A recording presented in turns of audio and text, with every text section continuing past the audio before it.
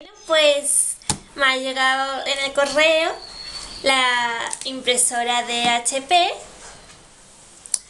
así que voy a abrirla a ver cómo es, y la tengo que probar en estos días y ya os diré mi opinión sobre cómo funciona y cómo imprime, color y esas cosas.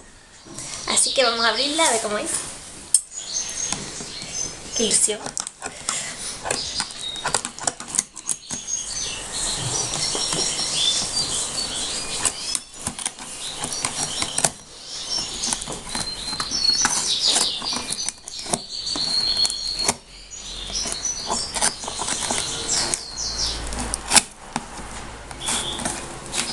Poco a poco.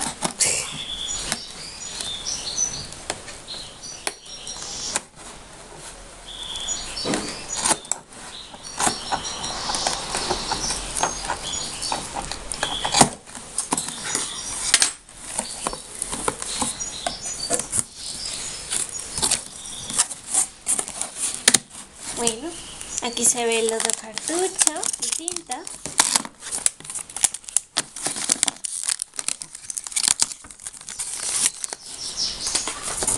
Tenemos los cables, el CD de configuración. Esto es la bienvenida a la campaña, lo que tengo que hacer, el producto. Decir que yo estoy probando la impresora HP DeskJet 3720 y aquí está.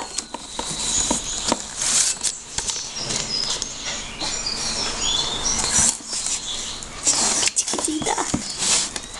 A ver cómo se pone. Vale.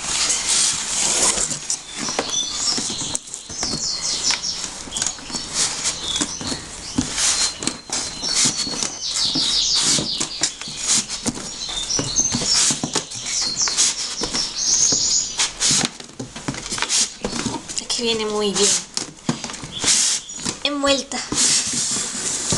¡Oh, qué mona! Me encanta.